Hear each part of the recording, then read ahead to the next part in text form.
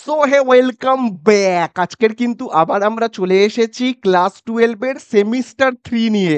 আজকের কিন্তু আর আমরা করব সেমিস্টার 3 এর একটা নতুন চ্যাপ্টার, যার নাম হলো কিন্তু অ্যাকাউন্টিং রেশিও। আজকের কিন্তু আমরা তোমাদের সঙ্গে পুরো রেশিও আলোচনা করব। পুরোটা তো একটা ভিডিওতে কভার করা সম্ভব নয়। তো আজকে আমি কয়েকটা ইম্পর্টেন্ট রেশিও তোমাদের সাথে আলোচনা করব এবং কয়েকটা এক্সাম্পল এবং কয়েকটা অঙ্ক আমি তোমাদের কাছে করে কিন্তু দেখাবো, ঠিক আছে? তাদের সূত্রগুলো সেইগুলো আলোচনা করব, ঠিক আছে? আর ক্লাস 12 এর সেমিস্টার 3 এর সমস্ত অঙ্কের ভিডিও তোমরা যদি পেতে চাও তাহলে ডেসক্রিপশনে দেওয়া লিঙ্ক বা উপরে আই বাটনে ক্লিক করো।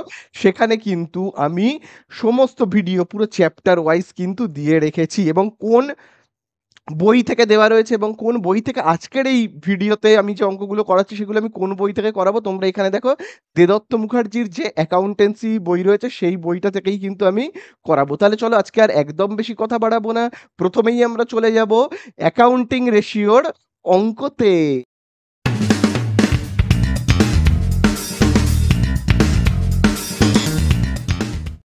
তো দেখো আমরা প্রথমেই স্টার্ট করব 216 নম্বর পৃষ্ঠায় 3-এর দাগের যে অঙ্কটা রয়েছে সেখান থেকে। তো দেখো, অ্যাকাউন্টিং রেশিওতে কিন্তু অনেক ধরনের রেশিও সম্পর্কে আলোচনা করা আছে। কারেন্ট রেশিও, লিকুইড রেশিও, ডেপ্ট ইকুইটি রেশিও, প্রচুর রেশিও আছে। তো দেখো, প্রত্যেকটা রেশিও থেকে আমি কিন্তু একটা একটা করে অঙ্ক করাবো, একটা কি দুটো করে অঙ্ক করাবো। কারণ দেখো, বড় অঙ্ক পরীক্ষায় আসবে না। আমি আজকের যে অঙ্কগুলো করাবো এই রকম টাইপের অঙ্ক ওই রকম ভাবে কিন্তু আসবে না, আমাদের যেগুলো আসবে এমসিকিউ। কিন্তু এমসিকিউ করার জন্য এই অঙ্কগুলো করা কিন্তু জরুরি। এই অঙ্কগুলো না জানলে আমরা কিন্তু এমসিকিউ করতে পারবো না। তাহলে আজকের ভিডিওতে আমি কিন্তু কোনো এমসিকিউ করাবো না, আমি সূত্রগুলো লেখাবো, ঠিক আছে? কিভাবে অঙ্কগুলো করতে হয় সেটা দেখাবো। পরের ভিডিওগুলোতে আমি এমসিকিউ করাবো, যাতে এই ভিডিওটা থেকে তোমরা বুঝতে পারো, এই ভিডিওটা দেখে যাতে তোমাদের একটা ধারণা চলে আসে যে এমসিকিউ কিভাবে করতে হবে, ঠিক আছে? সেই জন্য আজকের ভিডিওতে আমি কিন্তু এমসিকিউ আলোচনা করব না, আমি আজকে জাস্ট ছোট ছোট অঙ্ক আলোচনা করব, প্রত্যেকটা সূত্র দিয়ে একটা করে অঙ্ক। তো দেখো, প্রথমেই যে সূত্রটা আসে এবং সব থেকে সোজা যে সূত্রটা, সেটা হলো কিন্তু কারেন্ট রেশিও আর অ্যাসিড টেস্ট রেশিও। দেখো 3-এর দাগের অঙ্কটা দেখো, 216 নম্বর পৃষ্ঠায় বলে দিয়েছে, from the following information calculate current ratio and acid test ratio. তো দেখো, কারেন্ট রেশিও মানে কি? দেখো, কারেন্ট রেশিও মানে হলো, খুব ভালো করে দেখবে, দেখো কারেন্ট রেশিও, তাহলে আগে আমি এইগুলোকে লিখি। কারেন্ট রেশিও, আমাদেরকে কি করতে হবে? কারেন্ট রেশিও বের করতে হবে। এবারে এই রেশিওগুলো বের করবার জন্য আমাদের কিন্তু প্রত্যেকটা রেশিওর আলাদা আলাদা করে সূত্র জানতে হবে। সূত্র যদি আমরা না জানি তাহলে কিন্তু আমরা অঙ্ক করতে পারবো না, প্রত্যেকটার সূত্র আমাদের জানতে হবে। তাহলে কারেন্ট রেশিও বের করবার সূত্র কি? দেখো, current asset by current liabilities, asset current asset by current liabilities. দেখো, অঙ্কের মধ্যে যেহেতু কথাটা রয়েছে কারেন্ট, কারেন্ট মানে কি? চলতি, ঠিক আছে? কারেন্ট অ্যাসেট আর কারেন্ট লাইবিলিটিস, আমি কারেন্ট অ্যাসেট আর কারেন্ট লাইবিলিটিস মানেও দেখো বলে দিচ্ছি। কারেন্ট লাইবিলিটিস, এই সূত্রগুলো কিন্তু তোমরা লিখে নেবে, ঠিক আছে? এই সূত্রগুলো না জানলে কিন্তু অঙ্ক করা যাবে না। তো দেখো, কারেন্ট অ্যাসেট মানে কি? কারেন্ট অ্যাসেট মানে হলো ক্যাশ টাকা, bank balance, debtors, closing stock, এইগুলোকে আমরা বলি কিন্তু কারেন্ট অ্যাসেট, ঠিক আছে? আর ফিক্সড অ্যাসেট মানে আমরা কি জানি? Land and building, furniture, plant and machinery, এইগুলোকে আমরা বলে থাকি কি? Fixed asset. আর কারেন্ট অ্যাসেট মানে আমরা কি বলতে পারি? আবারও আমি বলে দিচ্ছি, কারেন্ট অ্যাসেট মানে হলো কিন্তু, মনে রাখবে, ক্যাশ, ব্যাংক ব্যালেন্স, আমি শর্টে ব্যাংক লিখছি, ক্লোজিং স্টক, ক্লোজিং স্টক, আর কি হতে পারে বলো বলো? প্রিপেড এক্সপেন্সেস, প্রিপেড এক্সপেন্সেস, এগুলো কিন্তু মনে রাখবে। প্রিপেড এক্সপেন্সেসকে আমি শর্টে ইএক্সপি বলে লিখছি, ঠিক আছে? তো এইগুলোই ডেটর্স, বিলস রিসিভেবল, এইগুলো কিন্তু হলো আমাদের কারেন্ট কি? অ্যাসেট। একইভাবে কারেন্ট লাইবিলিটিস কোনগুলো হবে? কারেন্ট লাইবিলিটিস হবে ডেটর্সের উল্টো কি হবে? Creditors, creditors. তারপরে তোমার দেখো, কারেন্ট অ্যাসেটের মধ্যে আসে কিন্তু বিলস রিসিভেবল, আমি বি আর বলে লিখছি, বিল রিসিভেবল। তাহলে কারেন্ট লাইবিলিটিসে আসবে কি? বিলস পেবেল, আমি বি আর পি বলে লিখছি, দেখো বিল আর পেবেল, ঠিক আছে। তো এইগুলোই হলো। তারপরে দেখো এখানে রয়েছে না, এই যে দেখো প্রিপেড এক্সপেন্সেস, তার উল্টো হবে কি আউটস্ট্যান্ডিং এক্সপেন্সেস। এইগুলো হলো কিন্তু কারেন্ট লাইবিলিটিস, ঠিক আছে, কারেন্ট লাইবিলিটিস। তাহলে আশা করি তোমরা এগুলো বুঝতে পারলে যে কোনগুলো হয় কারেন্ট অ্যাসেট, কোনগুলো হয় কারেন্ট লাইবিলিটিস। আচ্ছা, তাছাড়া হয় ব্যাংক ওভারড্রাফট, ব্যাংক ওভারড্রাফট, বোঝা গেল, ব্যাংক ওভারড্রাফট, এগুলো হলো কি কারেন্ট লাইবিলিটিস। তাহলে কারেন্ট লাইবিলিটিস মানে তোমরা বুঝতে পারলে তো। তো এই হয়ে গেল কারেন্ট অ্যাসেট আর কারেন্ট লাইবিলিটিস এর একটা লিস্ট আমি মোটামুটি করে দিয়েছি। আচ্ছা চলো, এবারে অঙ্কের মধ্যে আমাদেরকে কি করতে হবে। অঙ্কের মধ্যে আমাদেরকে দেখো যেটা করতে হবে, কারেন্ট অ্যাসেটকে ডিভাইড করতে হবে কারেন্ট লাইবিলিটিস দিয়ে। দেখো কারেন্ট অ্যাসেট কি কি রয়েছে তোমরা অঙ্কের মধ্যেই দেখো, স্টক, ডেটর্স আর কি ব্যাংক। তাহলে দেখো আমি কারেন্ট অ্যাসেটে কি লিখবো, কারেন্ট অ্যাসেটে কিন্তু আমি লিখবো, দেখো রয়েছে দেখতে পাচ্ছ স্টক 32,000 টাকার স্টক, তাহলে আমি এখানে কত লিখবো 32,000 প্লাস। আচ্ছা তারপরে দেখো ডেটর্স কত রয়েছে 28,000 টাকার, দেখো রয়েছে আমার এখানে ডেটর্স প্লাস 10,000 টাকার ব্যাংক ব্যালেন্স রয়েছে, ব্যাংকে আমার রয়েছে 10,000। কারেন্ট অ্যাসেটগুলো আমি সব লিখে ফেললাম। এবারে আমাকে কারেন্ট লাইবিলিটিস গুলো লিখতে হবে। দেখো লেখা রয়েছে কি ক্রেডিটর্স 20,000, বিলস পেবেল কত 2,000, দেখতে পাচ্ছ তো, সেইগুলোকে আমরা লিখবো। দেখো 20,000 রয়েছে আমার, কি 20,000 রয়েছে আমার ক্রেডিটর্স, বিলস পেবেল কত রয়েছে দেখো 2,000। তারপরে দেখো ব্যাংক ওভারড্রাফট কত রয়েছে 8,000, ব্যাংক ওভারড্রাফট 8,000। তারপরে দেখো লাইবিলিটি ফর এক্সপেন্সেস হলো 5,000, ঠিক আছে, 5,000, ঠিক আছে। তাহলে আমি কি করলাম কারেন্ট অ্যাসেট গুলোকে লিখলাম আর নিচে কি লিখলাম সমস্ত কারেন্ট লাইবিলিটিস গুলোকে দেখো আমি লিখে ফেললাম, ঠিক আছে। তাহলে এবারে চলো আমরা যোগ বিয়োগ করলেই হয়ে যাবে। তাহলে দেখো আমি এইগুলোকে এবার মুছে দিচ্ছি, কারেন্ট অ্যাসেট আর কারেন্ট লাইবিলিটিস এর যে লিস্ট রয়েছে সেটাকে আমি মুছে দিচ্ছি। তাহলে চলো আমি এবারে যোগ করি। তাহলে যোগ করলে এখানে কত হচ্ছে, এইগুলোকে আমি যদি যোগ করি হবে কিন্তু 70,000। তাহলে দেখো আমি এখানে লিখছি কি 70,000, আবার দেখো এখানে হচ্ছে 10,000, 20,000, 30,000, 35,000। তাহলে দেখো আমি এখানে লিখছি কত 35,000। এবারে জাস্ট তোমরা ক্যালকুলেটারে ক্যালকুলেট করে নেবে, হয়ে যাবে। দেখো এই নিচে তিনটে শূন্য, উপরে তিনটে শূন্য কাটলো। এবারে দেখো 35 একে 35, 35 দুয়ে 70, তাহলে উপরে থাকছে কত 2/1, মানে অনুপাত করলে কত হবে 2:1। ব্যাস হয়ে গেল আমাদের অঙ্ক শেষ, বোঝা গেল। তাহলে এই হলো কিন্তু আমাদের কারেন্ট রেশিও। চলো এইবারে তোমরা খুব ভালো করে দেখবে, দেখো এইবারে আমাদের কাছে জানতে চেয়েছে কিন্তু অ্যাসিড টেস্ট রেশিও।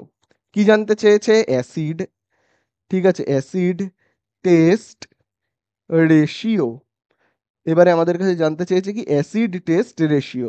এই অ্যাসিড টেস্ট রেশিওর কিন্তু আরেকটা নাম আছে, তার একই নাম হলো কিন্তু লিকুইড রেশিও। লিকুইড রেশিও একই কথা, ঠিক আছে, লিকুইড রেশিও একই কথা। লিকুইড রেশিও এই কথাটাও যা অ্যাসিড টেস্ট রেশিও এই কথাটাও ওই সেম কথা। তাছাড়াও আরেকটা এর নাম রয়েছে, ঠিক আছে, আমি বলতে পারি এরকম অবলিক দিচ্ছি, লিকুইড রেশিওর আরেক নাম অ্যাসিড টেস্ট রেশিও, এবং এই লিকুইড আর অ্যাসিড টেস্ট রেশিওর আরেকটা নাম হলো কিন্তু কুইক রেশিও, কুইক রেশিও। তাহলে একটা রেশিওর তিনটে নাম, ঠিক আছে, তিনটে নাম কিন্তু মনে রাখতে হবে।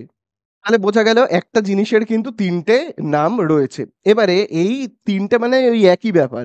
এবারে অ্যাসিড টেস্ট রেশিও বের করবার সূত্র কি সেটা তো আমাদের জানতে হবে। সূত্রটা কি, তাহলে দেখো আমি এই জায়গাটাকে মুছে দিচ্ছি, এটা তো আমাদের হয়ে গেছে। তো দেখো আমি এবারে এইটাকে মুছে দিয়ে এখানে লিখছি, হ্যাঁ। সূত্রটা হলো কারেন্ট অ্যাসেট, প্রথমে আমরা লিখবো কি কারেন্ট অ্যাসেট, ঠিক আছে, কারেন্ট অ্যাসেট, সেখান থেকে আমাদের বিয়োগ যাবে কারেন্ট অ্যাসেট, সেখান থেকে আমরা বিয়োগ করব, কি বিয়োগ করব, করব স্টক। কাকে বিয়োগ করব স্টক। তার থেকে আমরা আবার বিয়োগ করব প্রিপেড এক্সপেন্সেসকে, প্রিপেড, ঠিক আছে, এক্সপেন্সেস কথাটা আর এখানে ধরছে না, আচ্ছা আমি এখানে লিখেছি, হ্যাঁ, প্রিপেড এক্সপেন্সেস, ইএক্সপি বলে আমি কিন্তু লিখে দিলাম, ঠিক আছে। তাহলে এই হলো আমাদের কিন্তু ওপরের পার্টে এইটা লিখতে হবে, যে current asset minus stock minus কি প্রিপেড এক্সপেন্সেস। এইবারে চলো নিচে আমরা লিখব কি লিখবো? লিখবো কিন্তু current current liabilities current liabilities current liabilities minus bank overdraft. Bank overdraft বানানটাকে আমি এইখানে লিখে রাখছি, হ্যাঁ, ওভার ড্রাফট, ব্যাংক ওভারড্রাফট। ঠিক আছে, তাহলে আশা করি বোঝা গেল। তাহলে এবারে চলো আমরা এখানে সূত্রতে কি কি বসাবো খুব ভালো করে দেখবে। আমি এবার এই সূত্রটাকে মুছে দিচ্ছি। ঠিক আছে, তো দেখো আমি নিচে না করে উপরে করছি, এই জায়গাটাতে করছি, হ্যাঁ। তো দেখো তোমরা কিন্তু নিচে নিচে করবে। দেখো এখানে প্রথমেই দেখো রয়েছে current asset. Total current asset কত রয়েছে? সব কটা কারেন্ট অ্যাসেট দেখো, স্টক 32,000, ডেটর্স 28,000 এবং ব্যাংক হলো 10,000। টোটাল কারেন্ট অ্যাসেট কত হয় সেটা আমরা দেখবে আগের বারেই দেখবে কারেন্ট অ্যাসেট যোগ করে কত পেয়েছিলাম। সব কারেন্ট অ্যাসেট আমি কিন্তু যোগ করে পেয়েছিলাম 70,000, তাই না? সমস্ত কারেন্ট অ্যাসেট যোগ করে আমি পেয়েছিলাম কত? 70,000। তার থেকে আমরা বিয়োগ করব, কাকে বিয়োগ করব? স্টক, ক্লোজিং স্টককে। দেখো অঙ্কের মধ্যে আছে ক্লোজিং স্টক, অঙ্কের মধ্যে কিন্তু স্টক দেখো রয়েছে বিয়োগ 32,000। তাহলে আমি কি করব? 32,000কে বিয়োগ করব। ঠিক আছে, আচ্ছা তারপরে দেখো বিয়োগ রয়েছে প্রিপেড এক্সপেন্সেস। অঙ্কের মধ্যে কিন্তু প্রিপেড এক্সপেন্সেস নেই, যেহেতু নেই তাহলে আমি আর কিছু লিখতে পারছি না, বিয়োগ করতে পারছি না। ওকে, এবারে দেখো নিচে নিচে আমাদের কি লিখতে হবে? Current liabilities minus bank overdraft. Current liabilities কত? দেখো ক্রেডিটর্সের 20,000, বিলস পেবেলের তোমার 2,000, ব্যাংক ওভারড্রাফটের 8,000 এবং লাইবিলিটিস ফর এক্সপেন্সেসের 5,000। কারেন্ট লাইবিলিটিস দেখবে আগের বারেই আমি সবকটাকে যোগ করে কত পেয়েছিলাম? 35,000। দেখবে কত পেয়েছিলাম? 35,000। সেখান থেকে বিয়োগ করতে হবে দেখো ব্যাংক ওভারড্রাফটকে, তাই না? তাহলে ব্যাংক ওভারড্রাফট অঙ্কের মধ্যে কত বলে দিয়েছে? বলে দিয়েছে 8,000। দেখো তাহলে আমরা এখান থেকে কত বিয়োগ করব? 8,000। বোঝা গেল? তাহলে চলো আমরা বিয়োগ করে দিই, তাহলেই হয়ে যাবে। আমরা যদি দেখো এখান থেকে এটাকে বিয়োগ করি তাহলে কত পাবো বলো তো? দেখো পাবো কিন্তু 38,000। তাহলে এখান থেকে দেখো, এইখান থেকে এটাকে আমরা বিয়োগ করলে পাবো কত? 38,000। এবং 35,000 থেকে আমি যদি 8,000কে বিয়োগ করি তাহলে আমি কত পাবো? পাবো কিন্তু তোমার 27,000। ঠিক আছে, কত পাবো? 27,000। ঠিক আছে, এবারে আমরা কাটাকুটি করি। দেখো নিচে 3টে শূন্য কাটবো, উপরে 3টে শূন্য কাটবো। তাহলে পড়ে থাকছে কত? উপরে 38 আর নিচে কত? 27। এবারে তোমরা ক্যালকুলেটারে কি করবে খুব ভালো করে দেখো, নিচের সংখ্যাটা দেখবে কত, খুব ভালো করে দেখবে। দেখো 38 আর 27কে তো কাটাকুটি করা যায় না, তাই না? যায় কি? যায় না। যখন কাটাকুটি করা যাবে না কি করবে? ক্যালকুলেটারে নেবে, নিচের সংখ্যাটা দেখবে কত? 27। 27 দিয়ে 27কে ভাগ করলে কত হবে? 1। এবং 27 দিয়ে 38কে ভাগ করবে। তোমরা ক্যালকুলেটরে 38 ডিভাইড 27 27 দেবে, দেখবে তোমরা কত পাবে। দেখো এটাকে ডিভাইড করলে তোমরা পাবে 1.41। ঠিক আছে, তাহলে উপরে দেখো কত রয়েছে? 1.41 ইস টু, এইখানে দেখো কত রয়েছে? 1। তাহলে এই হয়ে গেল আমাদের অ্যান্সার। বোঝা গেল? আশা করি বুঝতে পারলে। চলো, এই হয়ে গেল আমাদের 3 দাগের অঙ্কটা। এবারে তোমরা স্ক্রিনের ওপর একটা অঙ্ক দেখো, এটা কিন্তু তোমাদের হোমওয়ার্ক থাকবে।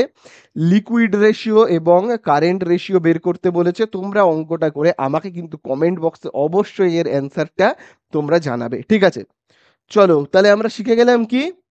কারেন্ট রেশিও এবং এই যে লিকুইড রেশিও। এইবারে আমরা চলে যাব নেক্সট রেশিওতে। দেখো এবারে আমরা যেটা করব সেটা হলো কিন্তু গ্রস প্রফিট রেশিও এবং স্টক টার্নওভার রেশিও। এটা কিন্তু এবারে আমরা শিখব। তো তোমরা 37 এর দাগের অঙ্কটা দেখো, এখানে দেখো আমাদেরকে বের করতে বলেছে কিন্তু গ্রস প্রফিট রেশিও। তাহলে দেখো 37 আমাদের কাছে জানতে চেয়েছে কিন্তু গ্রস প্রফিট রেশিও। তোমরা স্ক্রিনের ওপর অঙ্কটা দেখতে পাচ্ছ, গ্রস প্রফিট রেশিও। এবারে কথাটা হলো গ্রস প্রফিট রেশিও যে আমরা বের করব, এই গ্রস প্রফিট রেশিও বের করবার সূত্র কি? সূত্র তো জানতে হবে, সূত্র না জানলে একটাও অঙ্ক কিন্তু করা যাবে না। তাহলে দেখো সূত্র হলো profit gross profit by net sales, net sales. ঠিক আছে, gross profit by net sales into 100। ঠিক আছে, এই হলো আমাদের সূত্র গ্রস প্রফিট রেশিও বের করবার। এবারে গ্রস প্রফিট আমরা দেখি অঙ্কের মধ্যে কি বলে দিয়েছে নাকি দেয়নি, দেখি। তোমরা 37 দাগের অঙ্কতে দেখবে বলে দিয়েছে গ্রস প্রফিট বলে দেওয়া নেই কিন্তু অঙ্কের মধ্যে, কিন্তু নেট সেলস বলে দেওয়া রয়েছে। দেখো অঙ্কের মধ্যে শুধু সেলস দেওয়া রয়েছে 2 লাখ টাকা। তো শুধু সেলস মানেই সেটা কিন্তু নেট সেলস, ঠিক আছে? শুধুমাত্র সেলস মানে আমি ধরে নেব সেটাই হলো নেট সেলস। কিন্তু নেট সেলস তো আমরা জেনে গেছি। নেট সেলস আমরা কত জেনে গেছি? দেখো বলেই দিয়েছে কিন্তু 2 লক্ষ টাকা। তাহলে আমি এই নেট সেলসের জায়গাতে কত লিখতে পারি? লিখতে পারি কিন্তু 2 লক্ষ। 2 লক্ষ। এখানে 100 যেমন আছে আমি তেমনই লিখবো। কিন্তু গ্রস প্রফিটের জায়গায় কি লিখবো? গ্রস প্রফিট তো আমি জানি না, তাই না? তাহলে দেখো গ্রস প্রফিট বের করবার কিন্তু একটা সূত্র আছে। দেখবে তোমরা ক্লাস 11 এর যখন সেমিস্টার 2 করেছো, তখন তোমরা সেখানে ফাইনাল অ্যাকাউন্ট শিখেছো। আশা করি তোমাদের মনে আছে, আমিও তোমাদের করিয়েছিলাম ফাইনাল অ্যাকাউন্ট। যদি না দেখে থাকো, তোমরা ক্লাস 11 এর সেমিস্টার 2 এর যে প্লেলিস্ট আছে সেখান থেকে গিয়ে একবার দেখে নিও। তো দেখো খুব ভালো করে, আমরা যখন গ্রস প্রফিট ফাইনাল অ্যাকাউন্ট করেছি তখন আমরা কিভাবে গ্রস প্রফিট নির্ণয় করতাম বলো? আমি এইখানটায় করে দেখাচ্ছি কিভাবে আমরা নির্ণয় করতাম। দেখবে এই সাইডে আমি লিখতাম ক্রেডিট, এই সাইডে আমি কি লিখতাম? ডেবিট বলে, তাই না? এরকম থাকতো। এইবারে আমরা এখানে প্রথমে কি করতাম? ট্রেডিং অ্যাকাউন্ট বলে দেখবে লিখতাম ট্রেডিং অ্যাকাউন্ট। এবং ট্রেডিং অ্যাকাউন্টে আমরা প্রথমে এখানে কি লিখতাম? লিখতাম কিন্তু টু ওপেনিং স্টক বলে, মনে করো টু ওপেনিং ওপেনিং স্টক। সেই ওপেনিং স্টক, তারপরে আমরা এখানে কি লিখতাম? টু পারচেস, তাই না? তারপরে এখানে আমরা কি লিখতাম? To purchase. এবারে বইয়ের মধ্যে দেখো ওপেনিং স্টক আর ক্লোজিং স্টকের ভ্যালু কত বলে দিয়েছে, খুব ভালো করে দেখবে। দেখো ওপেনিং স্টক বলে দিয়েছে 35,500, আর পারচেস দেখো বলে দিয়েছে 1,69,000। তাহলে 1,69,000, 1,69,000, আর ওপেনিং স্টকের ভ্যালু কত? দেখো ওপেনিং স্টক হলো কিন্তু 35,500, 35,500, তাই না? এইবারে দেখো আমরা এই সাইডে কি লিখতাম? এই সাইডে লিখতাম বাই ক্লোজিং স্টক, মনে করো, তাই না? এখানে আমরা কি লিখতাম? বাই ক্লোজিং স্টক বলে। ক্লোজিং স্টকের ভ্যালু তোমরা আমাকে বলো, বই দেখে বলবে ক্লোজিং স্টকের ভ্যালু কত দেওয়া রয়েছে? 44,500। কত দেওয়া রয়েছে? 44,500, তাই না? তারপরে দেখবে আর আমরা এখানে কি লিখতাম? বাই লিখতাম কিন্তু সেলস বলে, তাই না? বাই কি লিখতাম? সেলস। সেলস এর ভ্যালু অঙ্কের মধ্যে দেখো কত দেওয়া রয়েছে? 2 লক্ষ টাকা। কত দেওয়া রয়েছে? 2 লক্ষ। ঠিক আছে। এবারে আমরা কি করব? যোগ করব। ঠিক আছে, এই যে ক্রেডিট সাইডকে আমরা কি করি? যোগ করি, তাই না? ক্রেডিট সাইডকে আমরা দেখি তো যোগ করে কত হচ্ছে। আহ, দেখো এখানে হচ্ছে তাহলে 2,44,500, 2,44,500। এবং এই দিকেও আমরা কি লিখবো? 2,44,500। এবং 2,44,500 থেকে আমরা এই যে এই দুটোকে আমরা কি করব? মাইনাস করব। ঠিক আছে, মাইনাস করলে আমরা পাবো কিন্তু 40,000। কত পাবো? পাবো কিন্তু, দেখো পাবো আমরা, খুব ভালো করে দেখবে, 40,000। 40,000, যেটাকে আমরা কি বলে লিখি? টু গ্রস প্রফিট, তাই না? To gross profit. Gross profit কত? গ্রস প্রফিট হলো কিন্তু 40,000। তো এইভাবে আমাদের কিন্তু গ্রস প্রফিট বের করতে হয়, তাই না? আমরা এইভাবেই তো গ্রস প্রফিট বের করা শিখেছি ক্লাস 11-এ, সেমিস্টার 2-তে যখন তোমরা ছিলে। তাহলে গ্রস প্রফিট কত? 40,000। তাহলে আমরা এখানে কত লিখবো? গ্রস প্রফিটে 40,000, ঠিক আছে? তো এবারে তোমরা ক্যালকুলেটরে জাস্ট ক্যালকুলেট করে নেবে। দেখো আমি নিচ থেকে 4টে শূন্য কেটে দিচ্ছি, এখান থেকেও আমি 4টে শূন্য কেটে দিলাম, ঠিক আছে? আবার দেখো এইখান থেকে একটা কাটলাম, এখান থেকে একটা কাটলাম, 2 1 কে 2, 4কে কাটলে কত হবে? 2। তাহলে এখানে আমরা দেখো কত পাচ্ছি? 2। আর 10কে যদি আমরা গুণ করি পাবো কত? 20, ঠিক আছে? পাশে আমরা পার্সেন্ট লিখবো। কেন পার্সেন্ট দেবো বলো তো? আমি এরকম শতকরার চিহ্ন দেবো। দেখো যখনই এখানে 100 থাকবে না, যখনই এখানে 100 থাকবে, তো তোমরা পাশে এখানে শতকরার চিহ্ন কিন্তু অবশ্যই দেবে, ঠিক আছে? তাহলে এই আমাদের হয়ে গেল কিন্তু গ্রস প্রফিট রেশিও। আশা করি ব্যাপারটা বুঝতে পারলে। চলো আমি এটাকে এবারে মুছে দিচ্ছি। তাহলে গ্রস প্রফিট দেওয়া না থাকলে কিভাবে বের করে নিতে হবে তোমরা সেটা তো বুঝতে পারলে। চলো এইবারে আমাদের কাছে কি রেশিওর কথা বলেছে দেখি তো। এরপরে দেখো আমাদের কাছে বলেছে কিন্তু আহ, আমরা কি করলাম? Gross profit ratio. এবারে আমরা কিন্তু করব স্টক টার্নওভার রেশিও। তাহলে চলো আমরা স্টক টার্নওভার রেশিওর প্রথমে কি করব? সূত্রটা লিখবো। তাহলে দেখো আমি প্রথমেই এখানে দেখো লিখছি কি? Stock turnover stock turnover ratio. তাহলে দেখো আমি এখানে লিখলাম কি stock turnover ratio. Stock turnover রেশিওর সূত্রটা কি খুব ভালো করে কিন্তু তোমরা দেখবে। স্টক টার্ন ওভার রেশিওর সূত্র হলো কস্ট অফ গুডস সোল্ড। ঠিক আছে, দেখো আমি এখানে কথাটা খুব ভালো করে দেখবে, cost of goods sold by, এবারে নিচে আমি কি লিখবো, অ্যাভারেজ স্টক। Average stock. তাহলে দেখো আমি কি লিখলাম, স্টক টার্নওভার রেশিওর সূত্র হলো cost of goods sold by average stock. এইবারে কথাটা হলো, এই যে আমি লিখলাম কস্ট অফ গুডস সোল্ড, এই কথাটার মানে কি? এই কথাটার মানে আমি একটু কেটে কেটে বোঝাচ্ছি। দেখো, প্রথমত দেখো লেখা রয়েছে গুডস সোল্ড, মানে কি মালপত্র বিক্রি করছি বা করেছি। তো মালপত্র বিক্রি করা। এবারে দেখো এই কথাটা খুব ইম্পর্টেন্ট, কস্ট অফ, তার মানে কি কস্ট, মানে আমি যে মালপত্রগুলো বিক্রি করেছি সেই মালপত্রগুলো তৈরি করতে আমার কত খরচা হয়েছে, অর্থাৎ সেই মালপত্রগুলো তৈরি করার কস্ট কত। বোঝা গেল কি বললাম? সেই মালপত্রগুলো তৈরি করার, সেই গুডসগুলো তৈরি করার কস্ট কত, সেইটাকে আমরা টোটালি বলি কি কস্ট অফ গুডস সোল্ড। ঠিক আছে, ভাবো আমার বাড়িতে আমি একটা ছাতার কারখানা আছে, আমব্রেলা মানে ছাতার একটা কারখানা রয়েছে, সেই ছাতাগুলো তৈরি করতে, সেই ছাতা তৈরি করতে আমার কত টাকা খরচা হচ্ছে। আমি যদি 10খানা ছাতাকে বিক্রি করি বাজারে, সেই 10খানা ছাতাকে তৈরি করতে কত খরচা হচ্ছে সেটাকেই আমরা বলি কিন্তু কস্ট অফ গুডস সোল্ড। এবার এই কস্ট অফ গুডস সোল্ডটা আমরা কি করে বের করব? দেখো, আমি ভাবো 10খানা ছাতা বিক্রি করব, ভাবো 10খানা ছাতা। তো 10খানা ছাতা তৈরি করতে যতটা মেটেরিয়াল লাগবে, পুরো মেটেরিয়াল আমি এই বছরেই কিনবো এমন কোনো কথা নেই। আগের বছরের হয়তো কিছু মেটেরিয়াল বেঁচে গেছে, সেই মেটেরিয়ালটাকে আমি এবছরে কাজে লাগিয়ে নেব, তাই না? তাহলে 10টা ছাতা তৈরি করতে, ভাবো আমি বলছি আমার 10খানা ছাতা তৈরি করব, তাহলে কিছু মেটেরিয়াল আমাকে কিনতে হবে। ঠিক আছে, কিছু মেটেরিয়াল কি করতে হবে, আমাকে কিনতে হবে। আমি এখানে লিখছি পারচেস বলে, কিছু মেটেরিয়াল কিনতে হবে।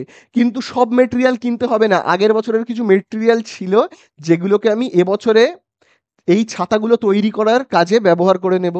ঠিক আছে, আগের বছরের যে মেটেরিয়ালগুলো ছিল যেটাকে আমি এবছরে খরচা করব, এই 10টা ছাতা তৈরি করার পিছনে খরচা করব, সেটাকে আমরা বলি কিন্তু ওপেনিং স্টক। কি বলি? Opening stock. আগের বছরের যেগুলো কাজে লাগেনি তাকে আমরা বলি কি ওপেনিং স্টক, সেটাকে আমি যোগ করব।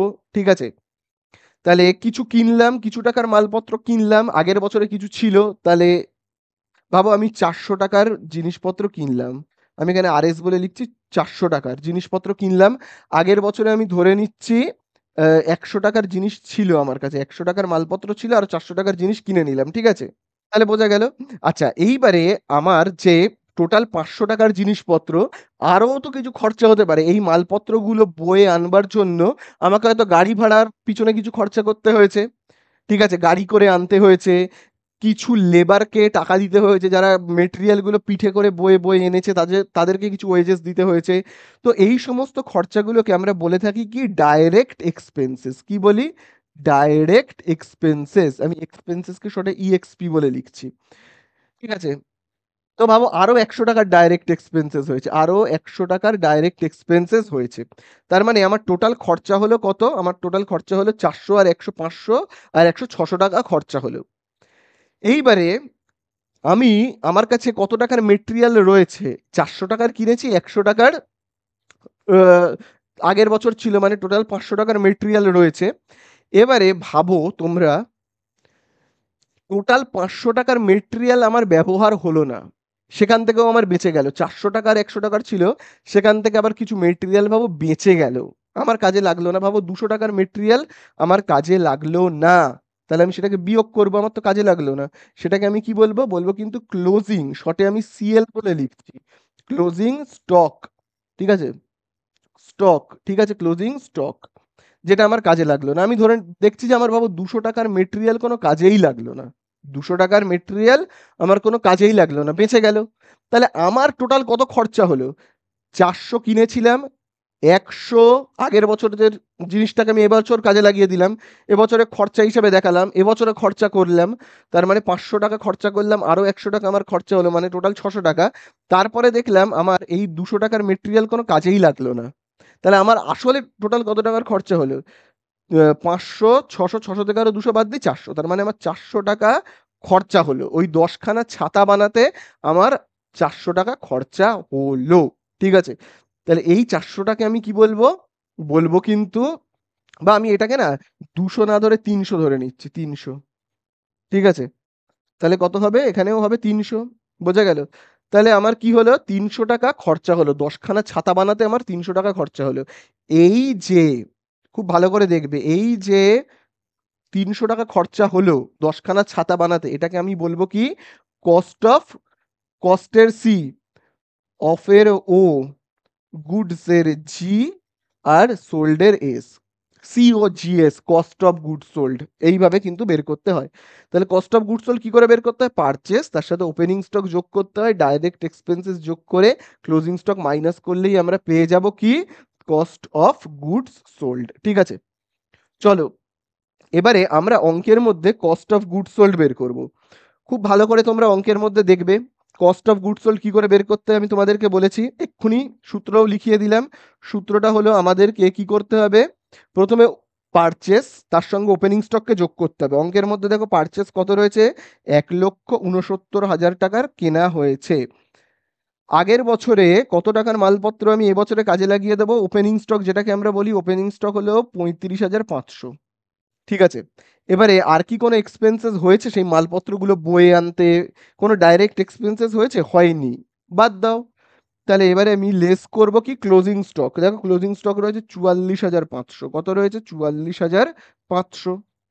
এই এই দুটোকে যোগ করে এটাকে বিয়োগ করলেই আমি পেয়ে যাব কস্ট অফ গুডস সোল্ড। ঠিক আছে? নিচে কি করব? Average stock. অ্যাভারেজ স্টক মানে কি? ওপেনিং স্টক আর ক্লোজিং স্টককে যোগ করে ২ দিয়ে ভাগ করলেই আমরা পেয়ে যাব কি? Average stock. কেমন ব্যাপারটা দেখি? ওপেনিং স্টক কত? খুব ভালো করে কিন্তু তোমরা দেখবে, এই হলো ওপেনিং স্টক আর এই হলো ক্লোজিং স্টক। এই দুটোকে আমরা কি করব? যোগ করব। ঠিক আছে? যোগ করব। ওপেনিং স্টক আর ক্লোজিং স্টককে আমরা কি করব? যোগ করব। করে ২ দিয়ে আমরা ভাগ করলেই পেয়ে যাব অ্যাভারেজ স্টক। তাহলে অ্যাভারেজ স্টক বের করবার নিয়ম হলো এইটা, ওপেনিং স্টক, তার সাথে যোগ করব ক্লোজিং স্টক, তাকে ডিভাইড করব ২ দিয়ে, তাহলেই পেয়ে যাব আমরা কি? Average stock. এবারে চলো আমরা এই অঙ্কটাকে করি, তাহলে যোগ বিয়োগ করলে দেখি আমাদের এখানে কত হচ্ছে। খুব ভালো করে কিন্তু দেখবে। দেখো এবার এইটাকে আমরা এই যোগ যোগ বিয়োগ করব। এই যে এইটাকে আর এইটাকে যোগ করে তার থেকে এই যে এইটাকে আমরা বিয়োগ করব। করলে আমরা এখানে কত পাবো? ১,৬০,০০০। ঠিক আছে? আমি দেখো এই জায়গাটাতে করছি, হ্যাঁ? ১,৬০,০০০, ১,৬০,০০০। এইবারে আমি কি করব? এই যে এই দুটোকে যোগ করব, এইটাকে আর এইটাকে যোগ করব, করে ২ দিয়ে ডিভাইড করব। করলে এবারে দেখি কত হচ্ছে আমাদের এখানে। তাহলে দেখো এখানে হবে, তাহলে এইটাকে আর এইটাকে যোগ করলে হবে কিন্তু ৮০,০০০। খুব ভালো করে দেখবে, হবে কিন্তু ৮০,০০০, এবং ৮০,০০০কে আমরা কি করব? ২ দিয়ে ভাগ করব। তাহলে দেখো ৮০,০০০কে ২ দিয়ে ভাগ করলে কত হয়? ৪০,০০০। তো আমি না একেবারে এখানে লিখে রাখছি ৪০,০০০, আর বেশি স্টেপ আমি এগোচ্ছি না। এই দুটোকে যোগ করলে হচ্ছে কত? ৮০,০০০, তাকে ২ দিয়ে ভাগ করলে হবে কত? ৪০,০০০। এবারে আমরা কাটাকুটি করব, হয়ে যাবে। দেখো নিচে আমরা কি করব? ৪টে শূন্য কেটে দেবো, ওপরে ৪টে শূন্য কেটে দেবো। ৪ এক্কে ৪, ৪ ৪ এ ১৬। তাহলে এখানে কত থাকছে? ৪। এই হয়ে গেল আমাদের অ্যান্সার। পার্সেন্টেজ দেব না। ঠিক আছে? এখানে যদি 100 থাকতো তবেই পার্সেন্টেজ দেবো, না হলে কিন্তু পার্সেন্টেজ দেব না। ঠিক আছে? তাহলে এই আমাদের হয়ে গেল ৩৭ এরটা। চলো আরেকটা অঙ্ক সলভ করি, তাহলে আরো ব্যাপারটা ক্লিয়ার হয়ে যাবে। চলো আমি এটাকে আবার মুছে দিচ্ছি, হ্যাঁ?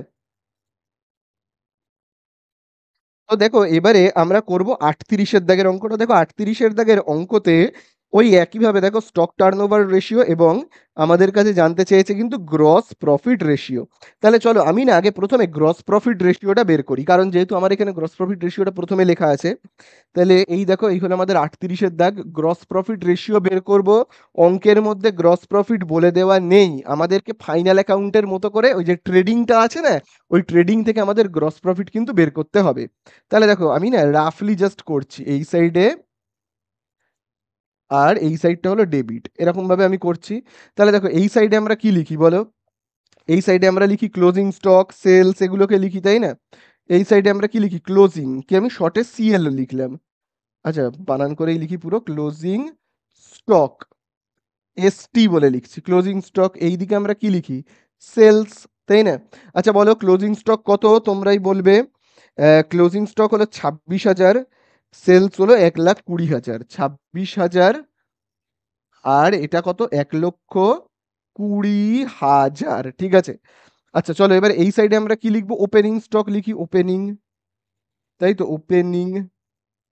তাহলে ওপেনিং এ আমরা কি লিখবো, ওপেনিং স্টক দেখো রয়েছে 24,000, 24,000। আচ্ছা এই তাছাড়া আমরা এখানে কি লিখি, পারচেস, ঠিক আছে পারচেস। পারচেস কত লিখবো, দেখো অঙ্কের মধ্যে দেওয়া রয়েছে 73,000 টাকার পারচেস, 73,000, ঠিক আছে। আচ্ছা তারপরে দেখবে 73,000 টাকার পারচেস হলো, আর কি কিছু খরচা আছে যদি থাকে, তাহলে চলো আমরা সেটাকে লিখে নেব। দেখো রয়েছে ওয়েজেস রয়েছে এবং ক্যারিয়েজ ইনওয়ার্ড রয়েছে। দেখো ওয়েজেস রয়েছে 20,000 টাকার ওয়েজেস, তাহলে দেখো এই হলো ওয়েজেসকে আমরা তো লিখবো 20,000 টাকার ওয়েজেস এবং ক্যারিয়েজ ইনওয়ার্ড, তাহলে আমি সিএ বলে লিখলাম। আচ্ছা ক্যারিয়েজ, আর আমি লিখছি না ক্যারিয়েজ, তোমরা দেখে নাও। ইনওয়ার্ড দেখো কত রয়েছে, ক্যারিয়েজ ইনওয়ার্ড রয়েছে কিন্তু 9,000 টাকার। এইবারে আমাদেরকে কি করতে হবে, পুরো এই সাইডটাকে যোগ করতে হবে, 26,000 আর কত, 1,20,000 টাকা যোগ করলে দেখো আমরা এখানে কত পাবো, পাবো কিন্তু 26,000 আর 1,20,000 করলে হবে 1,46,000, তাই না? এবং 1,46,000 থেকে আমি কি করব, এই যে এইগুলোকে আমি বিয়োগ করব, এইগুলোকে, এই খরচাগুলোকে আমাদের বিয়োগ করতে হবে। তাহলে এই খরচাগুলোকে বিয়োগ করলে কত পাবো, তাহলে এইগুলোকে আমরা বিয়োগ করলে পাবো কিন্তু 20,000, ঠিক আছে। তাহলে দেখো এইখানে 1,46,000 এখানে আবার লিখতে হবে, আমি আর লিখছি না, আর এইগুলোকে বিয়োগ করলে আমরা পাবো কত, 20,000। তাহলে এই 20,000 হলো আমাদের কি, গ্রস প্রফিট, যেটাকে আমি শর্টে লিখছি জিপি, গ্রস প্রফিট। তাহলে দেখো আমার গ্রস প্রফিট কত বেরিয়েছে, বেরিয়েছে কিন্তু 20,000। তাহলে দেখো আমি গ্রস প্রফিটের ঘরে এখানে কত লিখবো, খুব ভালো করে দেখবে। দেখো গ্রস প্রফিটের ঘরে আমি এই জায়গাটাতে লিখবো, এই যে গ্রস প্রফিটের ঘরে আমি লিখবো কিন্তু 20,000, ঠিক আছে, 20,000।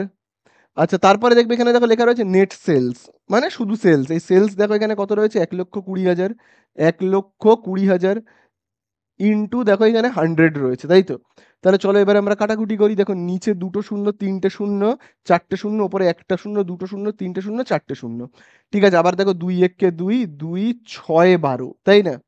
আচ্ছা এবারে আবার আমরা 2 দিয়ে কাটি, 2 দিয়ে 6কে ভাগ করলে কত হবে, 3, 2 দিয়ে 100কে ভাগ করলে কত হবে, 50। তাহলে এখানে আমরা পাচ্ছি কত, উপরে 50 আর নিচে দেখো কত, 3 রয়েছে। তাহলে 50কে আমি যদি ভাগ করি 3 দিয়ে, তাহলে কত হবে, 3 কে 3 বিয়োগ করলে 2, 20। তারপরে আবার যদি আমি 3 দিয়ে ভাগ করি তাহলে কত হবে, 3 6 18, বিয়োগ করলে হবে 2, 2টা বসবে এইখানে এবং এই 3টা কোথায় বসবে, এখানে। তাহলে এইভাবে আমরা করব, 16/2/3%, ঠিক আছে। তাহলে এই হয়ে গেল কিন্তু আমাদের কি, গ্রস প্রফিট রেশিও। এইবারে আমরা কি করব, করব কিন্তু স্টক টার্নওভার রেশিও। তাহলে স্টক টার্নওভার রেশিওতে আমাদেরকে কি করতে হবে, প্রথমে লিখতে হবে উপরে কস্ট অফ গুডস সোল্ডটা আমার মুছে গেছে এখান থেকে, ঠিক আছে। তাহলে দেখো কস্ট অফ গুডস সোল্ড আমরা বের করব। চলো কস্ট অফ গুডস সোল্ড আমরা কি করে বের করতে হয় জানি, বলো বলো বলো, কস্ট অফ গুডস সোল্ড বের করবার সূত্র কি, প্রথমে আমাকে লিখতে হবে ওপেনিং স্টক, তার সাথে যোগ করতে হবে কত, পারচেস, তাই না? তাহলে বলো, তোমরাই বলবে আমাকে ওপেনিং স্টক কত রয়েছে। দেখো অঙ্কের মধ্যে দেখো ওপেনিং স্টক রয়েছে 24,000, তাই না, 24,000, তার সাথে আমরা যোগ করব পারচেস কত, 73,000, পারচেস হলো আমার 73,000। তার সাথে কোনো ডাইরেক্ট এক্সপেন্সেস যদি থাকে সেটাকে যোগ করতে হবে, অর্থাৎ ওয়েজেস, ক্যারিয়েজ ইনওয়ার্ড এইগুলো, অর্থাৎ 20,000 আর 9,000, 20,000 আর 9,000, 20,000 প্লাস কত, আমি এখানে লিখবো 9,000। এই তারপরে এই তো আমাদের হয়ে গেল কস্ট অফ গুডস সোল্ড। তাছাড়া এবারে আর তো কিছু আমাদের এখানে নেই। এবার এখান থেকে আমরা বিয়োগ করব কি, ক্লোজিং স্টককে। ক্লোজিং স্টক দেখো কত, বিয়োগ 26,000, তাহলে আমি এখানে লিখবো কত, -26,000। তাহলে এইটা আমি পেয়ে গেলাম কি, কস্ট অফ গুড সোল্ড। এবারে নিচে দেখো কি লিখতে হয়, নিচে লিখতে হয় অ্যাভারেজ স্টক। তাহলে তোমরা আমাকে বলো অ্যাভারেজ স্টক কি করে বের করতে হয়, ওপেনিং ক্লোজিংকে যোগ করে 2 দিয়ে ভাগ, তাই তো। তাহলে এই হলো ওপেনিং স্টক 73,000 আর এই হলো closing stock sorry opening stock হলো 24,000, sorry sorry sorry, opening stock হলো 24,000 আর ক্লোজিং স্টক 26,000। তাহলে 24,000 আর 26,000কে আমরা যোগ করব, করে কি করব, 2 দিয়ে ভাগ করব, তাহলেই হয়ে যাবে। তাহলে চলো এবারে আমরা যদি ক্যালকুলেট করি, তাহলে দেখো এখানে কত হচ্ছে, খুব ভালো করে দেখবে ওপরে এই সবকটাকে যোগ করে এইটাকে যদি আমরা বিয়োগ করি, তাহলে আমি কত পাবো, পাবো কিন্তু 1,00,000। ঠিক আছে। আচ্ছা এইবারে দেখো এই যে 24,000 আর 26,000 যোগ করলে কত, 50,000, এবং 50,000কে 2 দিয়ে ভাগ করলে কত, 25,000। তাহলে কত হচ্ছে, নিচে 3টে শূন্য কাটবো, আচ্ছা 25 একে 25, 25 4 এ 100, তাহলে এখানে আমরা পাবো কত, 4। তাহলে এই হয়ে গেল কি আমাদের অ্যান্সার, বোঝা গেল, এই হয়ে গেল আমাদের অ্যান্সার 38-এরটা। আশা করি তোমরা বুঝতে পারলে যে গ্রস প্রফিট রেশিও এবং স্টক টার্নওভার রেশিওর ব্যাপারটা। এবারে আমরা নেক্সট অন্য কয়েকটা রেশিওতে যাব। দেখো এবারে আমরা কিন্তু করব 42 এর অঙ্কটা। তো দেখো 42 এর অঙ্কটা তোমরা আশা করি স্ক্রিনের ওপরে দেখতে পাচ্ছ। দেখো 42 এর অঙ্কে কিন্তু তিনটে রেশিও জানতে চেয়েছে, gross profit ratio, net profit ratio এবং ফিক্সড অ্যাসেট টার্নওভার রেশিও। তাহলে গ্রস প্রফিট রেশিও কি করে বের করতে হয় তোমরা তো জানোই, এটা আমি করে দেব না, এটা কিন্তু তোমাদের হোমওয়ার্ক থাকবে, ঠিক আছে। তো দেখো এবারে আমি যেখান থেকে করাবো সেটা হলো কিন্তু নেট প্রফিট রেশিও। তাহলে দেখো আমি করাবো কি, নেট প্রফিট রেশিও থেকে গ্রস প্রফিট রেশিও কত হচ্ছে, তোমরা আমাকে কিন্তু কমেন্টে অবশ্যই অ্যান্সারটা জানাবে, ঠিক আছে। তাহলে গ্রস প্রফিট রেশিওর বদলে আমি এবার নেট প্রফিট রেশিও করাচ্ছি। নেট প্রফিট রেশিওর সূত্র ওই একই, শুধু এখানে গ্রস প্রফিটের জায়গায় কি হয়ে যাবে, হয়ে যাবে কিন্তু net profit by net sales into 100। তাহলে দেখো নেট প্রফিট কত বলে দিয়েছে অঙ্কের মধ্যে, তোমরা দেখতেই পাচ্ছ, নেট প্রফিট 14,000, নেট প্রফিট হলো 14,000। নেট সেলস কত, বা শুধু সেলস মানেই কিন্তু ওই একই ব্যাপার হচ্ছে, সেলস হলো কিন্তু 1,50,000 ইন্টু 100, ঠিক আছে। তাহলে এটাকে তোমরা কিন্তু ক্যালকুলেটারে কি করবে, ক্যালকুলেট করবে, ক্যালকুলেট করবে। এ দেখো নিচে আমি 3টে শূন্য, উপরে 3টে শূন্য কাটলাম, নিচে একটা শূন্য, উপরে একটা শূন্য কাটলাম। এবারে তোমরা ক্যালকুলেটারে ক্যালকুলেট করবে, করলে পাবে কিন্তু 9.33%, 9.33%, এই হয়ে গেল নেট প্রফিট রেশিও। এরপরে আমরা যেটা করব সেটা হলো কিন্তু ফিক্সড অ্যাসেট। দেখো আমি এখানে লিখবো কি, ফিক্সড অ্যাসেট, তারপরে দেখবে কি লেখা রয়েছে, assets turnover ratio, turnover ratio, ঠিক আছে, ফিক্সড অ্যাসেট টার্নওভার রেশিও। তাহলে ফিক্সড অ্যাসেট টার্নওভার রেশিওর তাহলে আমাদের সূত্র জানতে হবে, তাই না। এটা তো আমরা একটা নতুন জিনিস শিখলাম, নতুন নাম শুনলাম যে ফিক্সড অ্যাসেট টার্নওভার রেশিও।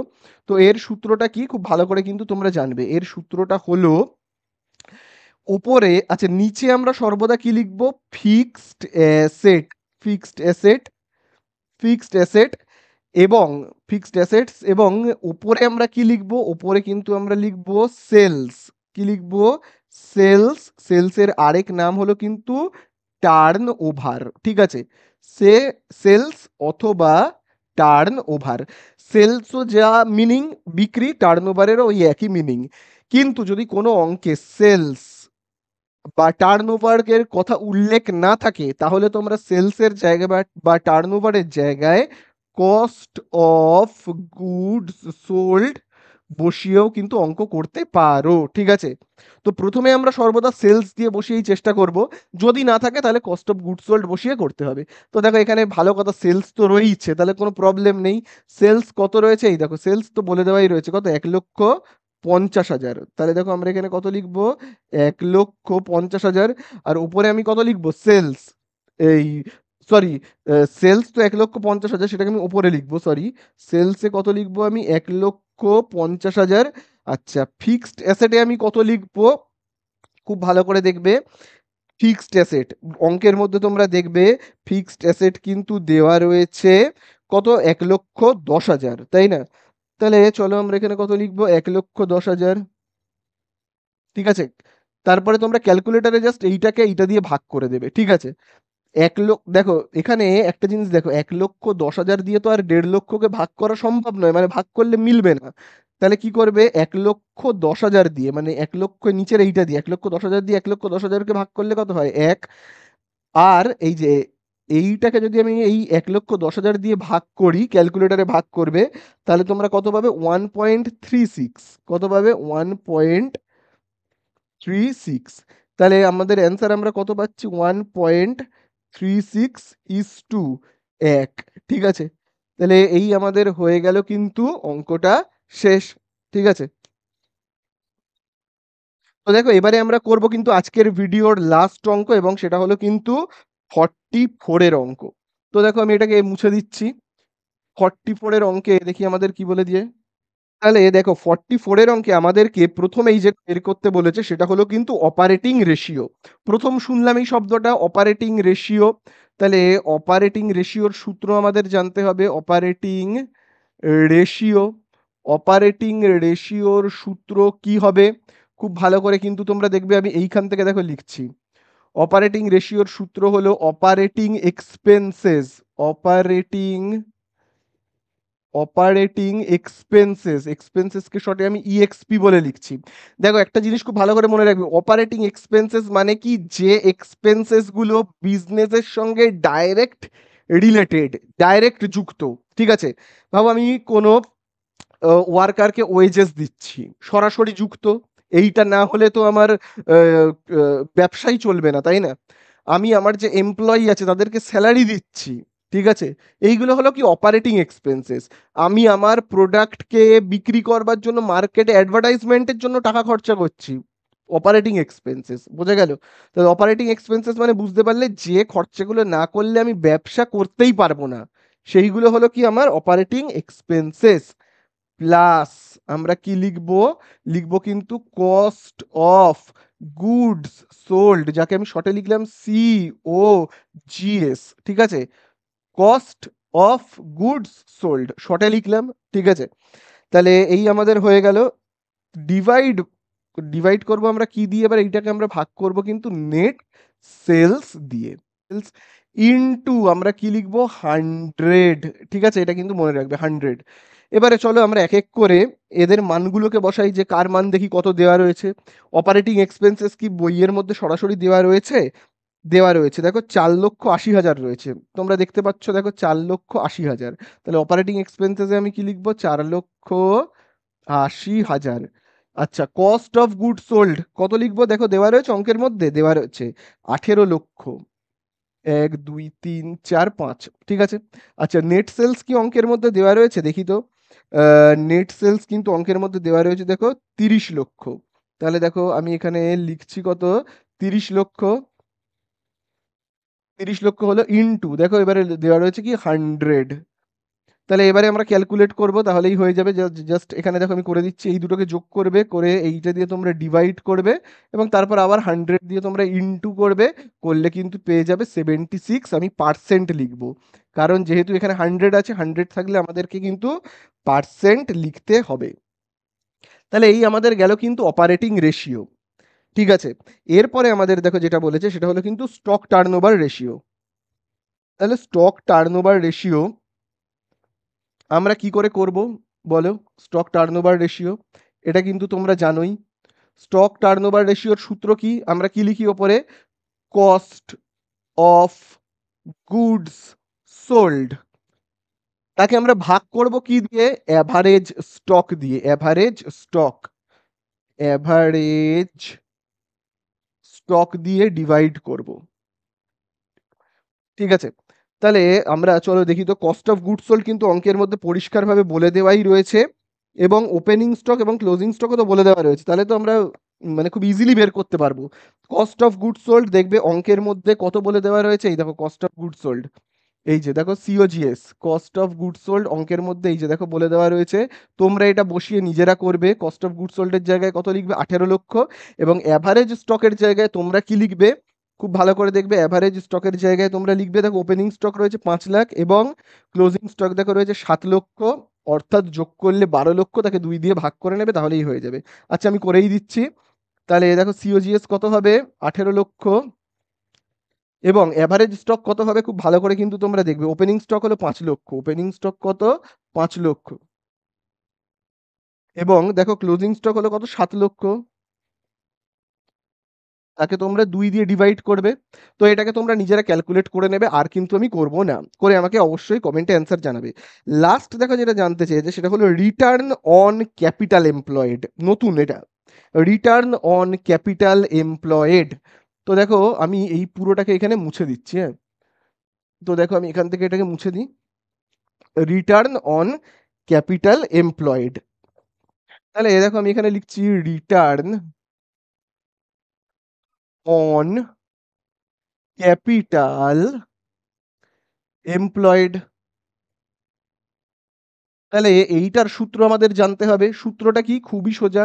সূত্রটা হলো নেট প্রফিট। সূত্রটা হলো কি? নেট প্রফিট ডিভাইডেড বাই, এটাকে আমরা ভাগ করব কি? ক্যাপিটাল এমপ্লয়েড দিয়ে, মানে ক্যাপিটাল দিয়ে। ক্যাপিটাল এমপ্লয়েড মানে ওই ক্যাপিটাল। তাহলে এবারে কথা হলো আমাদের নেট প্রফিট অঙ্কের মধ্যে কি দিয়ে দেওয়া আছে? অঙ্কের মধ্যে দিয়ে দেওয়া কিন্তু নেই। যেহেতু নেই, আমাদের নেট প্রফিট বের করতে হবে।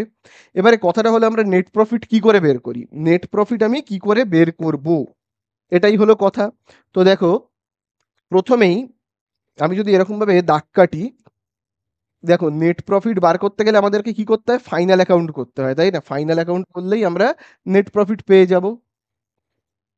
ফাইনাল অ্যাকাউন্ট করলেই আমরা নেট প্রফিট পেয়ে যাব। তাহলে দেখো আমরা প্রথমে এখানে কি লিখব, খুব ভালো করে কিন্তু দেখবে। খুব ভালো করে তোমরা এখানে দেখবে।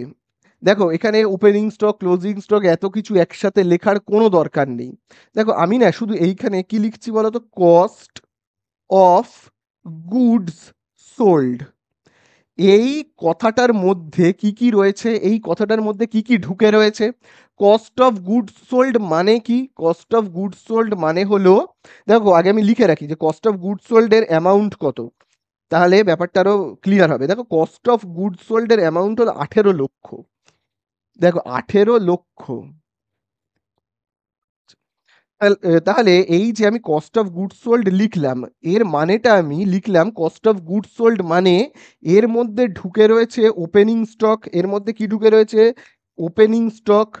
তাই তো, কস্ট অফ গুডস সোল্ড মানে আমরা কি জানি? এর মধ্যে ঢুকে রয়েছে ওপেনিং স্টক। প্লাস এর মধ্যে আর কি ঢুকে রয়েছে? পারচেস রয়েছে। ওপেনিং স্টক, তাছাড়া কি রয়েছে? পারচেস রয়েছে। তাছাড়া সমস্ত ডাইরেক্ট এক্সপেন্সেস, মানে তোমার ওয়েজেস থেকে শুরু করে ক্যারিয়েজ ইনওয়ার্ড সমস্ত রকম ডাইরেক্ট এক্সপেন্সেস এর মধ্যে ঢুকে রয়েছে, তাই না? তাছাড়া এর থেকে মাইনাস হয়ে রয়েছে কি? Closing stock. কি হয়ে রয়েছে? Closing stock. তাহলে এই যে আমি একটা শব্দ লিখলাম কস্ট অফ গুড সোল্ড, তার মানে এতগুলো জিনিস আর আমায় এখানে লিখতে হবে না, কারণ এর মধ্যেই কি কস্ট অফ গুড সোল্ড মানে কি? কস্ট অফ গুড সোল্ড 18 লক্ষ, মানে এই 18 লক্ষের মধ্যে ওপেনিং স্টক রয়েছে, পারচেস রয়েছে, ডাইরেক্ট এক্সপেন্সেস রয়েছে, এবং ক্লোজিং স্টক মাইনাস হয়েই রয়েছে। তাহলে আমি এখানে এই যে ক্লোজিং ওই কস্ট অফ গুড সোল্ড লিখে দিলাম, মানে আর আমি এখানে আলাদা করে ওপেনিং স্টক লিখছি না। দেখবে আমরা এখানে যখন ট্রেডিং বানাই, এখানে যখন আমরা ট্রেডিং অ্যাকাউন্ট তৈরি করি, কি লিখি? ক্লোজিং স্টক লিখি, তাই না? প্রথমেই আমরা এখানে কি লিখি? Closing stock. লেখার দরকার নেই, কস্ট অফ গুড সোল্ড মানেই কি ওখান থেকে ক্লোজিং স্টক মাইনাস হয়েই রয়েছে, তাই না? তারপরে আমরা কি লিখি? সেলস লিখি। সেলসটা কিন্তু আমাদের লিখতে হবে, কারণ কস্ট অফ গুড সোল্ডের মধ্যে সেলস থাকে না, ঠিক আছে? তাহলে তোমরা বুঝতে পারলে, সেলস যেহেতু কস্ট অফ গুড সোল্ড এর মধ্যে থাকে না, সেই জন্য সেলসকে আমরা কিন্তু লিখবো, ঠিক আছে? তাহলে দেখো সেলস এর অ্যামাউন্টটা এখানে কত রয়েছে? রয়েছে কিন্তু 30 লক্ষ টাকা। তাহলে দেখো এখানে কিন্তু আমি লিখবো 30 লক্ষ। তাহলে এই হলো 30 লক্ষ। তাহলে কস্ট অফ গুড সোল্ড যেহেতু লিখলাম, সেই জন্য আমি আর এখানে ওপেনিং স্টক লিখবো না, পারচেস লিখবো না, ওয়েজেস বা কোনো ডাইরেক্ট এক্সপেন্সেস আমি লিখবো না, ঠিক আছে? কারণ কস্ট অফ গুড সোল্ড মানেই ওর মধ্যে opening stock, purchase, closing stock, direct expenses সব ঢুকে আছে, ঠিক আছে? তাহলে এই আমাদের হয়ে গেল। এবারে আমি দেখো যদি এখান থেকে এটাকে বিয়োগ করে দিই, তাহলে কি হয়ে যাবে? তাহলে দেখো আমি যদি এবারে এখান থেকে এটাকে বিয়োগ করে দিই, এখানে দেখো কত হয়েছে? 30 লক্ষ। আবার এখানেও তাহলে আমি কত লিখবো? 30 লক্ষ। এবার এই 30 লক্ষ থেকে আমি কি করব? 18 লক্ষকে কি করব? আমি বিয়োগ করব, করলে আমি কত পাবো? পাবো 12 লক্ষ, তাই তো? এবারে এইটাকে আমি কি বলে লিখবো? লিখবো কিন্তু টু জিপি বলে লিখবো, গ্রস প্রফিট। ঠিক আছে, কিন্তু আমাদের এখানে বের করতে হবে নেট প্রফিট। তাহলে আরো যে এক্সপেন্সেস গুলো রয়েছে সেইগুলোকে আমাকে এখান থেকে লিখে বিয়োগ করতে হবে, এইভাবেই তো আমরা ফাইনাল অ্যাকাউন্ট বানাই। তাহলে আর কি কি এক্সপেন্সেস রয়েছে দেখো, আমরা এখানে আর কি কি এক্সপেন্সেস লিখি, যেগুলো আমাদের বিজনেস রিলেটেড এক্সপেন্সেস, যেগুলো না হলে আমাদের বিজনেসটা চলবেই না, এরকম টাইপের এক্সপেন্সেসকে আমরা কিন্তু লিখে থাকি। তো সেই রকম এক্সপেন্সেসকে আমরা কি বলে থাকি, যেগুলো না হলে আমাদের বিজনেস চলবেই না, সেগুলোকে আমরা বলি কিন্তু অপারেটিং এক্সপেন্সেস। তাহলে এখানে আমরা কি লিখবো এবারে, এই যে প্রফিট অ্যান্ড লস অ্যাকাউন্ট যেটা আমরা তৈরি করি, এখানে আমরা কিন্তু লিখবো অপারেটিং অপারেটিং এক্সপেন্সেস, ঠিক আছে, ইএক্সপি বলে আমি লিখছি। তাহলে অপারেটিং এক্সপেন্সেস কত রয়েছে, 4,80,000, তাই না? তাহলে এবারে আমরা কি করব, এই তো আমাদের হয়ে গেল এই 30 লক্ষ, এই সরি, এখানে কত হবে, এখানে হবে আমাদের 12 লক্ষ। এখানে এটাকে আমরা কি বলে লিখি, এই জায়গাটাকে আমরা বলি বাই গ্রস প্রফিট বা জিপি। তাহলে এবারে 12 লক্ষ থেকে আমরা বিয়োগ করব 12 লক্ষ, 12 লক্ষ থেকে আমরা কাকে বিয়োগ করব, এই যে এইটাকে আমরা বিয়োগ করব 12 লক্ষ থেকে। এখানে আর আমি 12 লক্ষ লিখছি না, এখান থেকে আমি যদি এই 4,80,000কে বিয়োগ করি না, তাহলে হবে কত, হবে 7,20,000। তাহলে আমাদের এখানে হবে কত, 7,20,000, যেটাকে আমরা বলবো কি নেট প্রফিট, যাকে আমি বলছি এনপি, ঠিক আছে। তাহলে এই নেট প্রফিটের ঘরে আমি কি লিখবো, নেট প্রফিটের ঘরে কিন্তু আমরা লিখবো এই যে যেটা পেলাম 7,20,000। তাহলে আমি কত লিখবো, 7,20,000। তাকে আমরা ভাগ করব কি দিয়ে, ক্যাপিটাল এমপ্লয়েড দিয়ে, ক্যাপিটাল এমপ্লয়েড মানে ক্যাপিটাল দিয়ে। এবারে দেখো ক্যাপিটাল অঙ্কের মধ্যে দেওয়া নেই, ক্যাপিটাল বের করবার কিন্তু একটা নিয়ম আছে। এই নিয়মটা কিন্তু তোমরা ক্লাস 11-এর মনে করো সেমিস্টার 1-এ করেছিলে। সেমিস্টার 1-এ আমি তোমাদেরকেই করিয়েছিলাম। সেটা হলো ক্যাপিটাল বের করবার নিয়ম কি, ক্যাপিটাল বের করবার নিয়ম হলো কিন্তু আমাদেরকে অ্যাসেট থেকে লাইবিলিটিস বিয়োগ করলেই পেয়ে যাব ক্যাপিটাল। ঠিক আছে, তাহলে বলো অ্যাসেট কত রয়েছে অঙ্কের মধ্যে, দেখে বলবে অ্যাসেট কিন্তু আবার দুই টাইপের রয়েছে, ফিক্সড আর কি রয়েছে, ফিক্সড আর কারেন্ট। তাহলে দেখো ফিক্সড অ্যাসেট রয়েছে 5,25,000। তাহলে দেখো ফিক্সড অ্যাসেট কত রয়েছে, 5,25,000 টাকার রয়েছে, 5,25,000। এবং কারেন্ট অ্যাসেট কত রয়েছে, কারেন্ট অ্যাসেট রয়েছে 9,75,000, 9,75,000। তাহলে এই হলো অ্যাসেট, সেখান থেকে আমি বিয়োগ করব কি লাইবিলিটিসকে। দেখো লাইবিলিটিস কত রয়েছে, 6 লক্ষ, কত রয়েছে, 6 লক্ষ। তাহলে এই করলেই আমাদের হয়ে যাবে 5,75,000, আর সেখান থেকে কত 9 লক্ষ, 5,25,000 আর 9,75,000 যোগ করে আমরা যদি বিয়োগ করি, তাহলেই হয়ে যাবে আমাদের, লাইবিলিটিস বিয়োগ করলেই হয়ে যাবে। তাহলে এখানে হবে আমাদের 9 লক্ষ। তাহলে এই হয়ে গেল আমাদের কি ক্যাপিটাল। তাহলে ক্যাপিটাল বের করবার নিয়ম তোমরা জানলে, কি কি করে বের করতে হয়, এটা হলো কিন্তু অ্যাসেট থেকে লাইবিলিটিস বিয়োগ করলেই হয়ে যায়। তাহলে আমরা এখানে কত লিখবো, লিখবো 9 লক্ষ। তাহলে এবারে জাস্ট আমরা কাটাকুটি করব, ক্যালকুলেটরে তোমরা কি করবে, হিসাব করবে, করলেই কিন্তু হয়ে যাবে। আচ্ছা, এখানে একটা জিনিস আমার মানে সূত্র লিখতে গিয়ে একটা জিনিস আমার ভুল হয়ে গেছে। সেটা হলো এখানে কিন্তু ইনটু 100 হবে, ঠিক আছে, ইনটু 100 হবে, ঠিক আছে। এখানে আমাদের হবে ইনটু 100। তাহলে দেখো আমাদের এখানে নেট প্রফিট আমরা কত পেয়েছিলাম, 7,20,000, তাই না, 7,20,000। ক্যাপিটাল এমপ্লয়েড দেখো আমরা কত পেলাম, 9 লক্ষ, ইনটু এখানে 100 লিখতে হবে। তাহলে এবার তোমরা ক্যালকুলেটারে জাস্ট ক্যালকুলেট করবে, হয়ে যাবে, হয়ে যাবে কিন্তু 80%। পার্সেন্ট কেন দেবো, কারণ এখানে কি রয়েছে, 100 রয়েছে বলে। ঠিক আছে, তাহলে হয়ে গেল আমাদের রেশিওর ফার্স্ট পার্ট।